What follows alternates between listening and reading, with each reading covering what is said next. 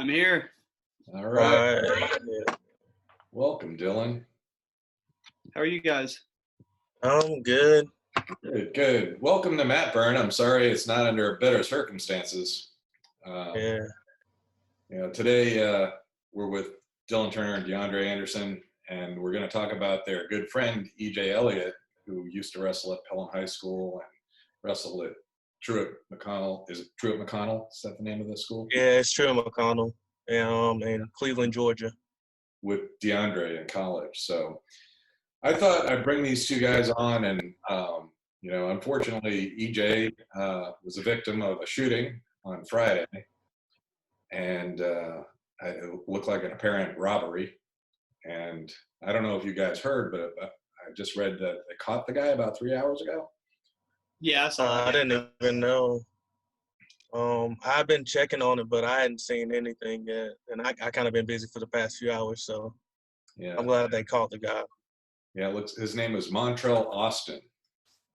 I will, if you guys can send me some photos of EJ, then I will definitely share them during the video as you're talking about him. So, who's known him the longest out of you two? I think Dylan has. He's known him since like way longer than I have. I met him my senior year of high school, and then we just clicked when he moved from Pelham to Hughtown after the wrestling season. It's kind of unique to have. A lot of other schools have a lot of really good wrestlers.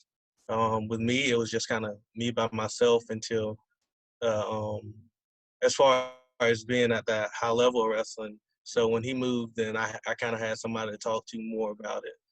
So we just kind of clicked about that, and then our parents know each other. So I had always heard of him, but I didn't really know him as much until he moved to Hughtown. So you never wrestled him? No, he was always a couple weight classes heavier than me. I was a way smaller when I was in high school. So his senior year he was at 145, and I thought he would have won state. It was a call. I think it was like either quarterfinals or semifinals. He wrestled against Cortez from Arab, and we were screaming. It was a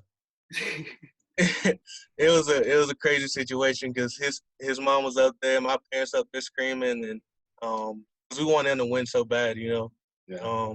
I just won my match, so I'm thinking that he's about to win, and then both of us are gonna get a state title. So it's just a bad call, I think, on that one right there. That was one time where I really I think he really would. I think he won that match as a wrestler. So. But yeah, that's when we really got close a little bit after that state tournament. How did you end up going to college with him? So he was at Hughtown, and I know he liked wrestling and everything, but I kept talking to him, just trying to keep him because I know how good he is, how good he was. So I was just like, I want this guy on my team. Can you hear me? We can hear you. But see you moving. I had him at school every day, and I just kind of kept pushing to get him to come to school with me because he just came to a camp with me that summer. Then he signed. Then we ended up as teammates for the first time. Wish I would have had him in high school like Dylan did though. So he ended up coming, and we got our first wins on the same night in the college wrestling. So it was a pretty cool experience. All right. Well, we're gonna see if your connection can improve in a few minutes. And Greg Hussey is. Can y'all hear me? Yeah, we can hear you. Greg Hussey is my co-host, and looks like he escaped from his dinner to join us. Hey guys. How are you? Good to see you guys. Yeah, we're just talking about EJ. He wrestled in high school with Dylan. He wrestled in college with DeAndre. And originally I was going to do an interview this week with DeAndre about his MMA career, and so we'll have to have him back to talk about that. All right, that sounds good. Yeah, absolutely. Because I want to know where that's going, and I'm sure it's hard to train right now, but I think EJ deserves his moment, and Yeah, he definitely does. I think we'll focus on him. I can feel for you guys. When I was 28, my younger brother died, and it was just a hard thing to comprehend and understand. And I know it's just devastating. But I do know that talking about it and telling stories about my brother to people and telling them what a great person he was, that helped me get through it. So I was kind of hoping that would help you guys by sharing some EJ stories with us. Yeah. I know Dylan has a lot more stories because he was teammates with him way longer than I was. He got to be around him. I've heard stories of EJ, how hard he pushed all the Pelham guys. I mean, just from his mouth, and he would always tell me about Dylan and Hassan and how tough he was on them to try to get them better because he knew their potential. So. All right, Dylan. So from what I understand, he transferred to Pelham his senior year. Is that correct? Just junior year. Where did he come from? Hoover. From Hoover. He transferred from Hoover High School to Pelham because, he wanted to train with you, apparently. Yeah, I think that. Saw some recruiting going on there in Pelham. Oh, yeah. I don't know about all that. But EJ was just a good kid. I mean, I hate that we have to be on here and talk about him. It's heartbreaking. But I mean, I just wish every school in Alabama had an EJ of their own. I mean, I was talking to Hassan last night, the other day about it, and I mean, he was kind of like our renaissance at Pelham. Like, without him, that program would have been almost nothing. I mean, the shift me and him made after that year with just having EJ in there a year. I mean, we were just completely blessed to be around him, not only in the wrestling room, but obviously just in life. I mean, he pushed us not only to be a better wrestler, but just be a better human. I mean, I was hanging around with wrong crowds, and EJ would pick me out of the halls and tell me it's not cool and those kids are lame and all that. And he was really always a big brother to me, and it's just crazy to see something like this happen to him. I mean, especially with his character. I mean, he wouldn't hurt a fly, and it's just insane. Your mom was telling me that he was a born leader and that he was almost like a coach on the team when he got there. Oh yeah, he was definitely a parental figure. It's really weird because I was thinking about it yesterday. A lot of my coaching style kind of comes from him. I mean, he'll talk to you like you're a kid and talk to you like he's the coach. And then in the same sense, he's talking to you like he's your brother and, dude, that was stupid and this is stupid. What you did there was stupid, but, like, you got to do this. And that's always helped me, and that really, changed my outlook on wrestling itself. Is any of the way that you coach and relate to the kids on your team? You're the assistant coach at Pelham now, right? Yes, sir. Is the way that you coach, what lessons did you learn from EJ about how to do that? I mean, just to be tough in some situations, he was always on me about I was always a little soft kid in high school until about my junior year when he came, and he would beat me up, and he was like, hey, this is going to happen, but when you fight back, I mean, it's all stops. Like, you got to be tough. I mean, this is a sport about being tough. So, I mean, if you're not tough, it's not going to click. And then eventually I got over that curve, and I wouldn't be here where I am without him. I mean, like I said, it was like a renaissance coming to Pelham. I mean, he changed everything about the program, how everybody looked in the program. I mean, how our behavior, our mindset, the way we trained. I mean, we were just flopping around at practice every day, and then he comes in and he straightens everything up. I mean, he just came in there from day one and treated us like brothers, but also treated us like his children. Your mom said that he would always travel to the tournaments with your family. Is that correct? Oh yeah, I was trying to talk Strickland into letting him help out on the team. Actually, I haven't been able to break the news to most of my team, but he actually came in a bunch of times during the winter break and worked out with them, and he really loved those kids, and those kids loved him. They would always ask me every week, "When's EJ coming back? When's EJ coming back?" And I'm like, "Oh, he's at work." Blah blah blah. Did he just take over the room when he came in? Oh no, yeah, immediately. Nobody knew who he was. He was like, "All right, listen, guys, we're about to practice. Let's get to work here." I was like, "All right, I'm not the coach anymore, I guess." What was he doing? Was he still in school? Yeah, I think he was finishing up a little bit of school, and he was working full time. Okay.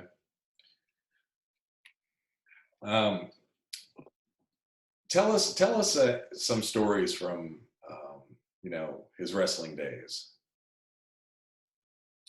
I mean, like DeAndre said, that semifinal match. I mean, I think that's what changed his outlook. And I mean, that's coming up on that next year was me and Hassan's senior year. Mm-hmm. So I mean, every day he was telling us, like, don't feel like that. Like, remember how I felt. Remember how I came off the mat. Like, you don't want to feel like that and settle up for third place. And that next year he was also in the room with us too. He would come back on his breaks from college and beat us up like he did in high school. And he just kept on instilling that mindset of being tough and, just working your butts off, because that's really all you got at Pelham. You're not going to have, all these all-star kids coming through those hallways. You got to work what you got to have, work what we have. Yeah. DeAndre, you went to college with him, and you said your room was right next door to his? Yeah, so that was a lot of fun, being in college, being around him, because that was my first time really being able to, like, be that close to him. We would only see each other in school and everything, but, when you're a senior, you don't have that many classes, and you're kind of half days in school. But as soon as we got to college, we're with each other every day. You start out open mats and everything, which was, they were optional, but they weren't optional, so everybody was always in there. So you always kind of were around each other. And it was a crazy thing that, we graduated together, technically, he went to Pelham for his senior year, most of it, and he was only at Hewlett for a little bit. But to have somebody that he literally lived 4 minutes away from where my parents live right now. So, to have somebody that close to you that's on the same wrestling team as you, and it was just a lot of fun. He was one of the funniest people I ever met. He always had a smile on his face, always cracking jokes. And he wasn't shy at all. He can make friends with anybody. There's not one person that I know that just was like, "Oh, I don't like EJ." Like, he's just a cool person to be around. He always made everybody else happy. Whenever he came in. So that was probably some of the best memories I had. I only had a short time in college, but that time that I did have being around him and the rest of our teammates, we kind of clicked, all the freshmen there, because it was kind of a newer program, so we had a whole bunch of freshmen. We all just kind of clicked, and he was one of those people that everybody got along with. So it was just a great situation, him being right next door to me. Sounds like he was very similar to you. You're a very driven and self-motivated person. It sounds like he is too. I mean, did you see the sort of things Dylan was talking about him holding you accountable, or were you more? Yeah. So my college days, I was a 125er, but I was a little bit heavier than what a 25er should be in college. So always having to struggle to make weight and everything. He was always on me about that. He would drill with me. He's one of those people that, like, if I had to cut weight, he was gonna stay there and make sure I cut the weight. Nice. He held everybody accountable. Tell you to not go out because you got a match the next day. So I mean, where I went to school, like, we couldn't really go out nowhere. Like, It's in the middle of nowhere, Georgia. Mhm. But he always, like, as far as school stuff, he always did his work. So like that was a thing that I did not like. And when I got to college, getting up and going to 8 a.m.s and stuff, but he would always be like, when you see him get up, and you're like, oh man, I gotta do this. When you got classes with this person and that is gonna hold you accountable, then you gotta, live up to that, because you don't want EJ's gonna tell you when you're doing wrong. So like you kind of don't even want to hear that. You just kind of go and you do what you got to do, because you know that he's gonna get on to you if you're not doing right. So he's just we're real similar in that aspect, as far as just like trying to hold people accountable and being driven. Um, that's how he was. He just kind of he made everybody better that was around him. He wasn't a bad influence. He was a great influence on people. He was the born leader. Like, Yeah, definitely. yeah. Oh man, this is heartbreaking. Wrestling is supposed to teach you how to overcome adversity. That's like the best thing that it does. But I don't know if it can prepare you for these sorts of things. And Dylan in particular, in the past year, has had challenge after challenge. His father has passed away. His mother had kidney cancer. His sister's currently has leukemia. And now one of his best friends was killed. And I don't know how your family holds up under all this, Dylan, but I am so impressed that the first thing you think of is, I need to start a GoFundMe page for EJ's family. So if you could talk about, how close you are with your family and what you're trying to do for them, so we can get that information out there and help them. I mean, yeah, like I was saying, I mean, there's no monetary value to what EJ brought to Pelham. I mean, starting a GoFundMe is just a small percentage of what I could do to pay back for what EJ has done for us. I mean, just like I said, what he did for our program, for my mindset of the sport, and consequentially, it falls off on my team now. It's all passed down from him. I mean, he's like this great. He was this great leader of Pelham, and we've all revolved this program around his mindset almost. I mean, like I said, if without him, I wouldn't be coaching. I wouldn't have wrestled in college. Wouldn't have done what I did in high school. I definitely wouldn't be, telling my kids how to do the right things, because he's the one who taught me those right things. So, I mean, he's like my Cale Sanderson, he was my great coach, and it's I don't know, it's weird knowing that my kid, like, I can't see him tell my kids, like, hey, EJ's coming to practice, blah blah blah, and he's just so young, and heartbreaking, especially to tell my kids all that. But what he's done for the sport, I mean, especially for me, I can't repay him. Well, I think the best thing you can do is keep that legacy going and make him proud, and Absolutely. make sure that your kids pass that on to the next generation. And I think that would honor him in a great way.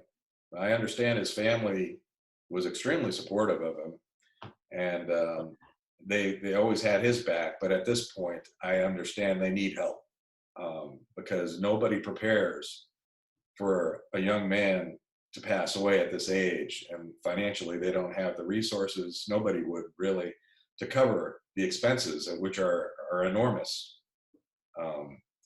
So we'll post the GoFundMe page in the link in the video and at the bottom, and hopefully we'll get to share it around. I've talked to Ken Clark, who's the director of the AYWO, about possibly starting a scholarship in his name, if we can, that we could hand out every year to people who exemplify his best character traits and leadership qualities. So, we have a meeting tomorrow night, board meeting, and I'll mention it again. see if we can do something for him. But the immediate need is to do something for his family.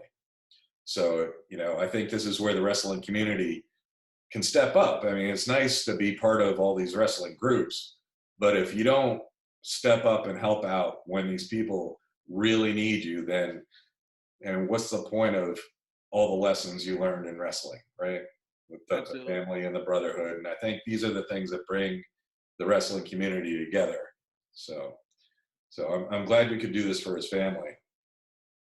Yeah, absolutely. Thank you for doing that. I mean, that's wonderful. Yeah. When was the last time either one of you saw EJ? So I always kept in contact with him, like just talking to him through Facebook and everything. But the last time I saw him was about like a year and a half ago or something like that. We just talked, picked him up, went and wrestled around a little bit at Hughtown. Because he loved wrestling, and like that's probably most of our conversations that we ever had. Most of them stemmed from wrestling and his love of wrestling, and we went and we helped out, and he's probably one that, like Dylan said about coaching, if he's in the room, he takes over that room. It's just he's a leader, so he goes in and kids are gonna listen to him. He's gonna tell it to you straight, and he's gonna put it in a way to where anybody that is our age or younger, whatever, any kid, they're gonna listen to him, just because they can tell by the way that he talks and his personality and confidence that he knows what he's talking about. So there's things that I've known kids from when they started up wrestling and stuff, and they seen me work hard and everything, but having, it's just like when my parents tell me something, I listen better when somebody else tells me the exact same thing. So Yeah. he would come into the room, and like I could tell some kid something like for 2 years. He comes right into the room and he tells them that, and then they're gonna listen. So Greg that and I last can relate as parents, and now that you're going to be a parent, DeAndre. Yeah, so in September I'll know. Yeah, they'll never listen to you ever. Like you have to kind of learn how to tell them the opposite of what you really want them to do. Like I mentioned before, Dylan's sister is being treated for leukemia, and I guess she just got to come home for a few days. So that must be pretty exciting for her. And her mom said, your mom told me she just got some really good news today that the chemo seems to be working. So that's very exciting. And we're all praying for your family as well. And, your mom can't stop saying enough things about how helpful you've been. And I know she's pretty much like trapped at the hospital because if she leaves, she can pick up the coronavirus and bring it back to your sister who's immunocompromised. So she's been stuck at this hospital for 2 months. So yeah, it's a dilemma. Yeah. So it must be nice to have your sister finally home, at least for a little bit. Yeah, absolutely. It's been nice to see her, and she's enjoyed it, definitely, being home and being out in the sunlight. Yeah. Is the end near, or is she still got a ways to go? She's about midway through. She's about 3 months out from I guess I wouldn't say, I don't think remission, but she'll be done with her chemo treatments as far as all that. Okay, well, that's great. I hope this is the end of the bad news for your family, because you have a wonderful family and they certainly deserve to have hit bottom by now. Greg also, he's no stranger to tragedy, and it's a hard road to go over. But Greg, if you have any words of wisdom or advice or comfort for these guys, I'm sure they could use it.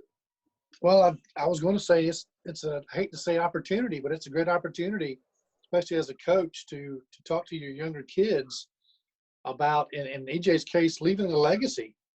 You know, it's tragic when anyone his age is taken from us, but with someone that was such a great mentor, a great person, when they're taken away from us, it's to me it's more of a tragedy because they meant more to a more large group of people. So it's a good thing that you can tell your kids is hey, we're not guaranteed tomorrow, and if something happens to you tomorrow and you're no longer here, how do you want to be remembered? Are you going to be talked about on a talk show of how great you were, or are you going to be just forgotten? And I hope nobody's forgotten. But it's great that EJ was such a great person that he can be remembered and have a legacy behind him. So it's something you can sit down and talk to your kids about, and saying, hey, be that kind of person. You know, take that extra step. You know, that's definitely what I would take this opportunity to coach your kids on that. Yeah, and you know, the pain doesn't ever go away when you lose somebody, but it does lessen eventually. And you know, I really feel for you guys, and my heart is breaking for you guys. And I wish we had Hassan on to talk about him as well. But I'd like to do a show with Hassan anyways, because he's a fascinating kid. So we'll try and get you all back to talk about wrestling. I think that would be great. And you know, we talk about who can still beat up DeAndre, which is probably nobody. Dylan might get me. I don't know. I see DeAndre. He's got some hands. I don't want to get near him. Yeah. I've seen him most of his fights, and he's very impressive. Very impressive. Yeah, my mom said I can't mess up that face. You know, she says we look. She says it's hers. It's your money maker right there, your face, right? Yeah. Yeah. Well, I appreciate you guys coming on and sharing your stories with EJ. You know, I only knew his name up until now, and you know, when your mom told me what happened, you know, I just felt like I really needed to get his story out, because most people are probably like me. They may have heard his name, but didn't know what kind of a person he was, and he deserves to be remembered. And I'm glad you guys are going to pass that legacy on, and I'm sure he'll be proud of you. And you know, hopefully you can keep us up to date. Let us know when the funeral arrangements are, and we can share those. And you know, we'll be praying for all of you guys. Thank you very much. Thank you for having us on. Thank you. We'll have you on again in better circumstances, I promise. All right. All right. Take care, guys. All right. You too. Bye.